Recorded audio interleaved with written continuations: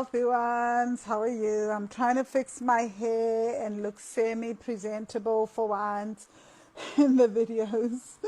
Um, yeah, I just finished a coaching session with the client, but before then, I just did a photo shoot for one of my friends. They run these Shutterstock images.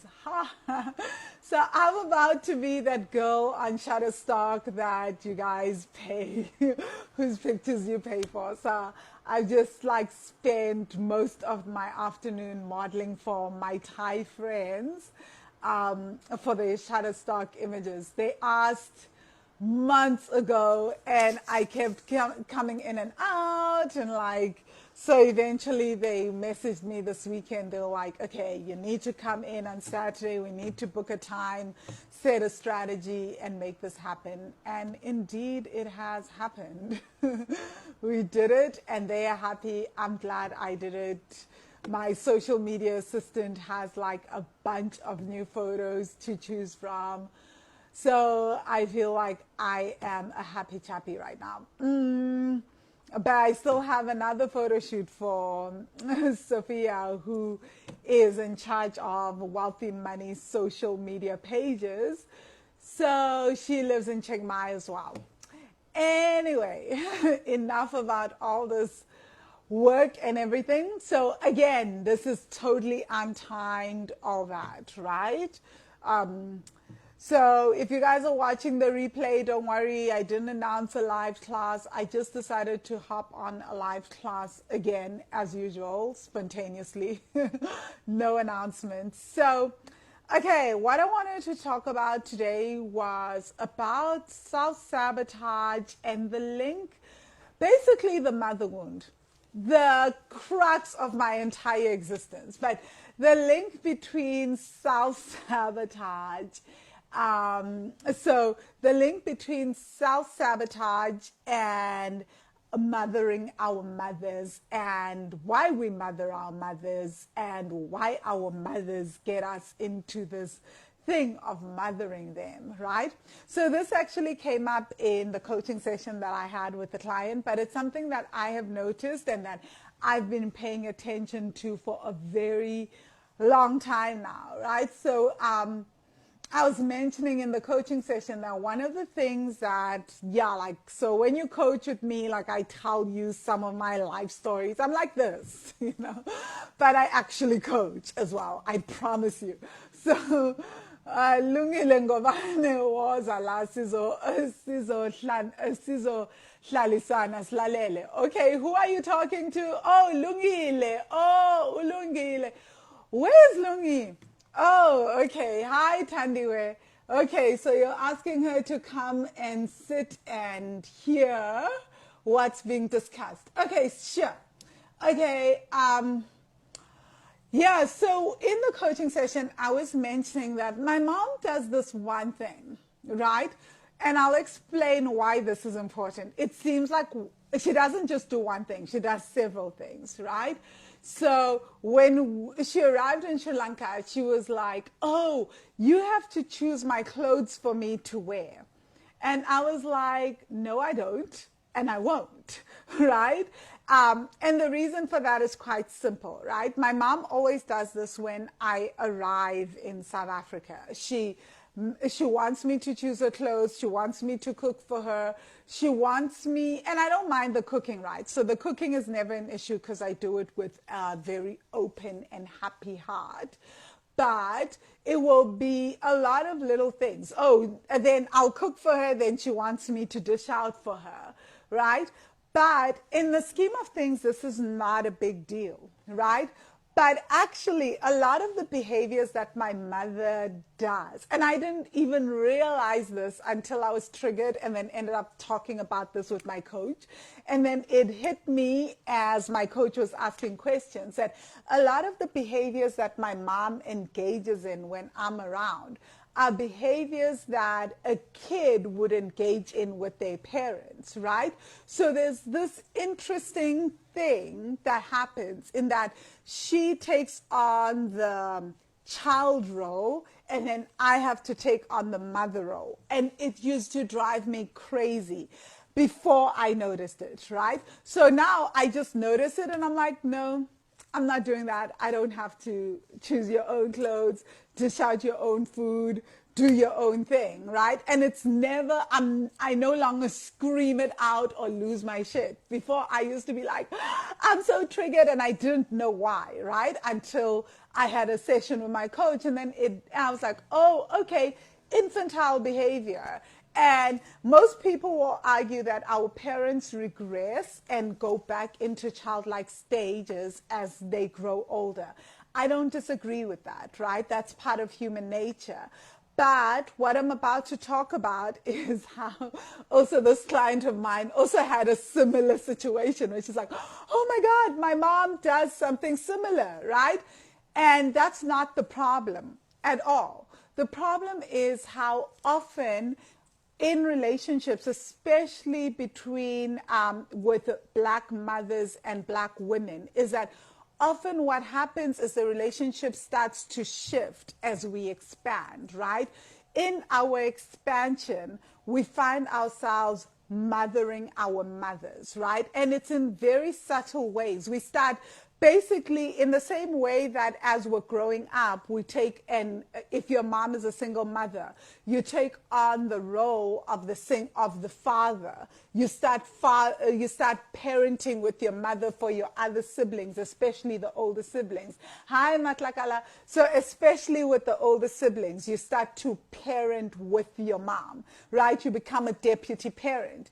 In the same way as we get older and as we expand, and it's almost instantaneous. If you look at this role, if you have found yourself mothering your mother, look at when this happens, right? It's often instantaneous with your expansion. As your expansion happens, there tends to be a shift.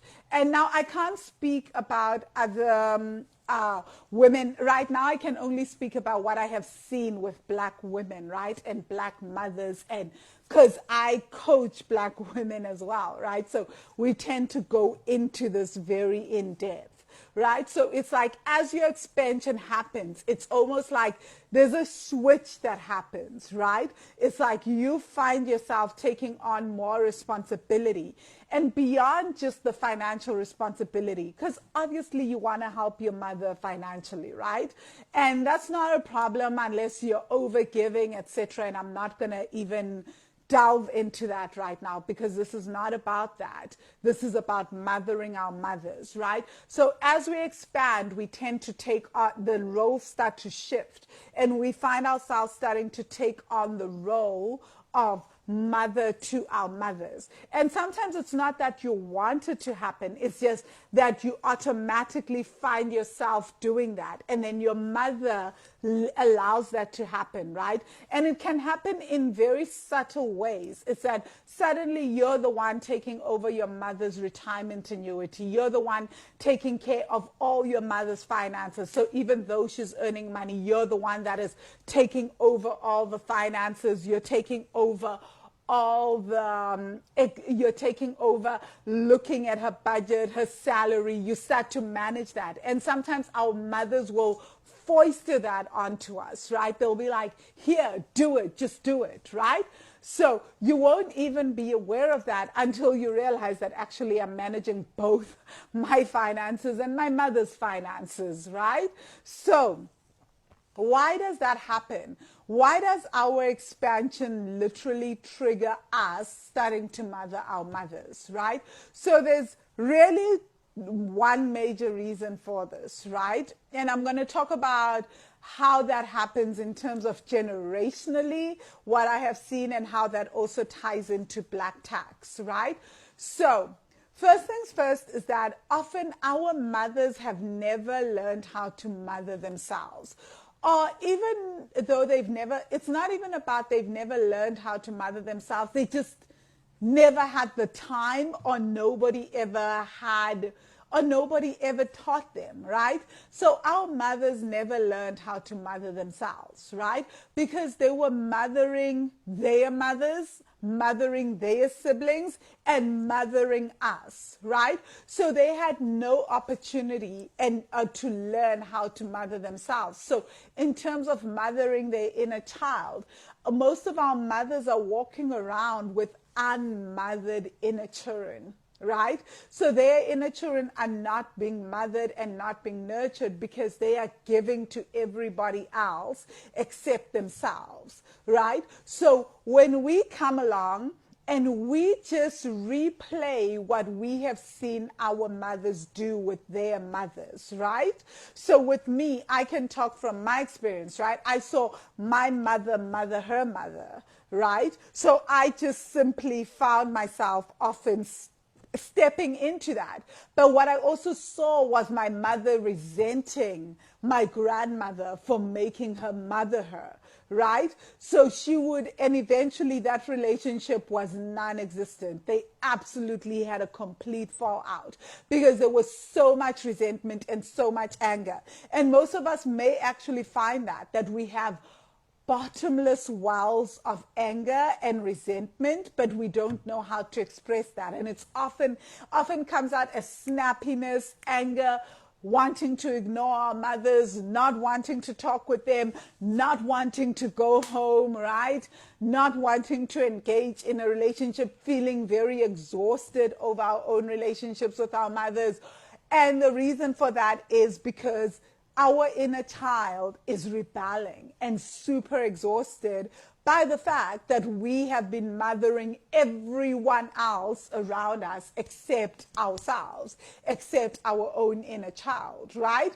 So what happens is that we see, so back to the point at hand, we see our mothers mother their mother, so their mothers, and we automatically step into that same pattern, right? So vows of loyalty, we love our moms, we want to be like our moms, we automatically step into that because we're being loyal to our mother's behaviors, right? So then we mother our mothers. But at the same time, what is happening is that as we're mothering our mothers, if we've got kids, we're also mothering our kids. There's no one left to mother us, right? So our inner child is going around being unmothered, right? So your inner child is going around being unmothered. As your kids grow older, you're going to need mothering, right? You're going to think the first thing that you'll do to mother yourself is you will start to switch those roles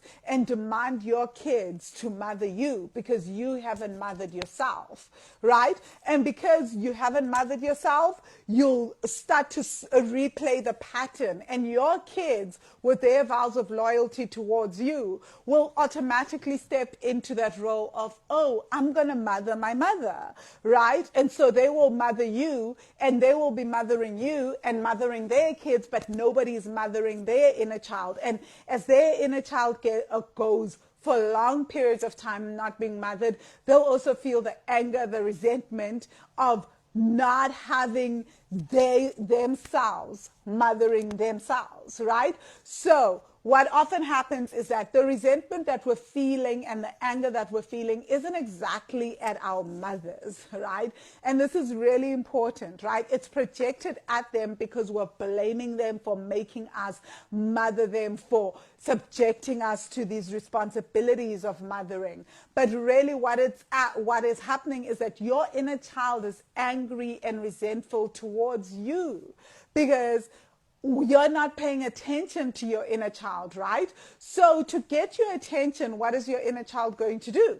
Your inner child is often, what our inner children often do is that they stop our expansion. Why? Because being in expansion mode means that I can't say no to mothering my mother because I can afford to, right?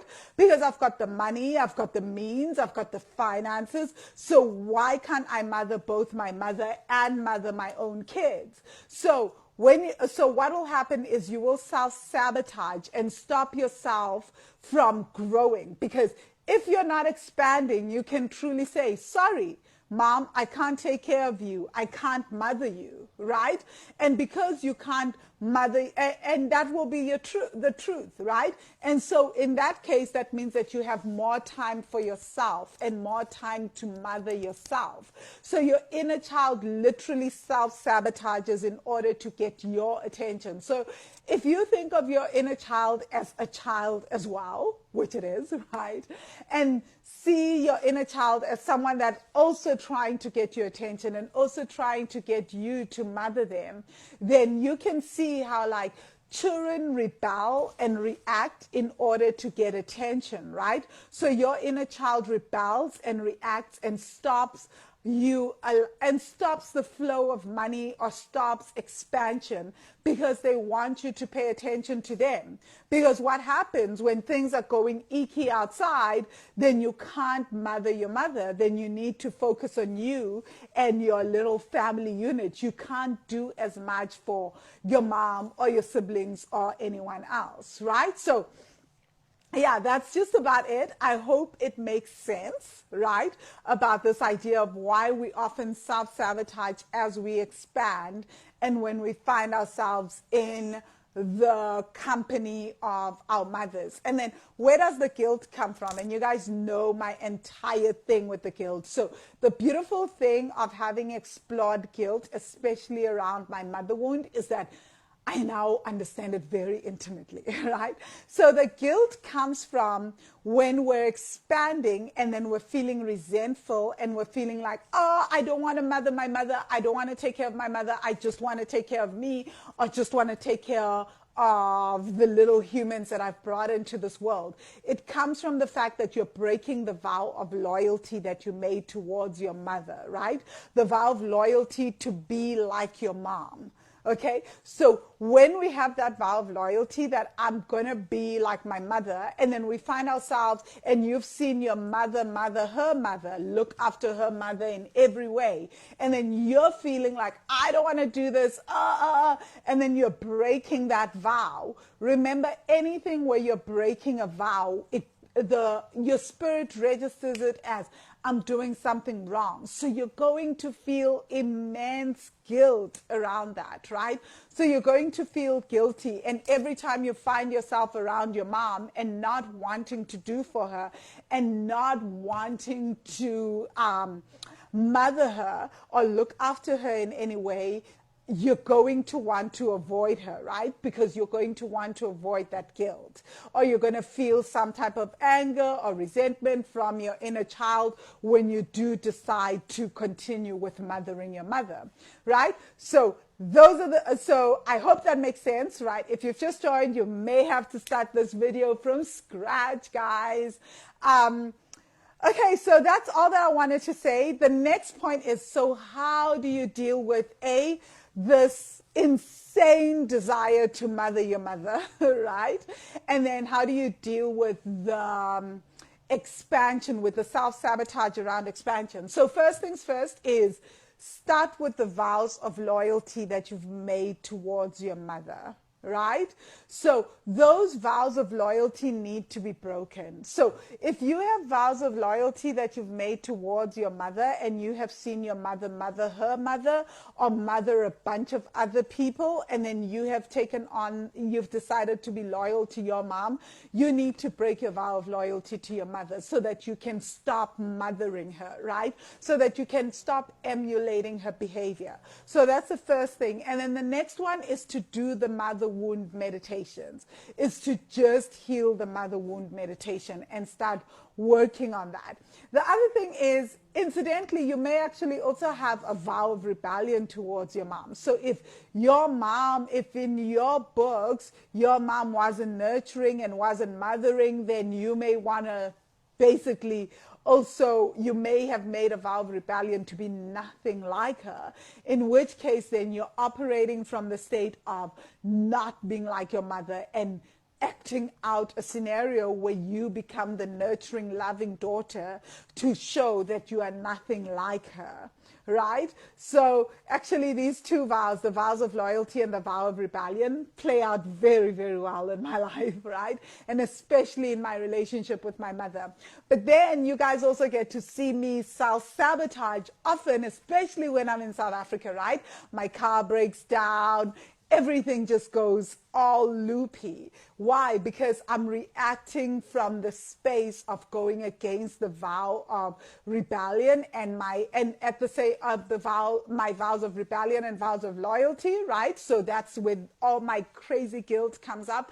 But at the same time, it's also because I'm in the process of self-sabotaging so that I don't keep mothering my mother, and I'm trying to change that and shift that, right?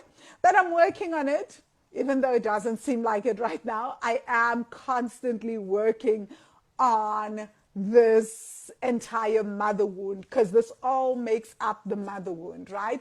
Hi Presh, you say, hey Vangile, hey wealthy ones, hey Presh, watch the video from the beginning. I'm out. I was just sharing some insights that I had with a coaching client earlier this evening that I think that will be really, really super helpful to you guys, because wow, yeah, like the mother wound plays out interestingly. And the funny thing about the mother wound is as you expand, the mother wound is going to get bigger, right? Because now you have the resources to either mother your mother or rebel against your mother in huge, on like a larger scale than ever before. So this is why I'm bringing it up, because as you expand, the mother wound will be triggered, and it is often triggered, either the mother wound or the father wound. But my thing is mainly the mother wound, right? So, and I feel like that plays out on a larger scale, especially for those of us that have a deep mother wound traumas. And also, if your mom was a single mother, so you're loyal to her, you're rebelling against her, it's everything all at once, right? It's loyalty, it's rebellion, it's sabotage, it's everything, and it's all playing out all at once at a subconscious level. Anyway, let me know your thoughts and what you think. Let me hop on the group and respond to everybody's comments and posts from the day. Cheers, guys.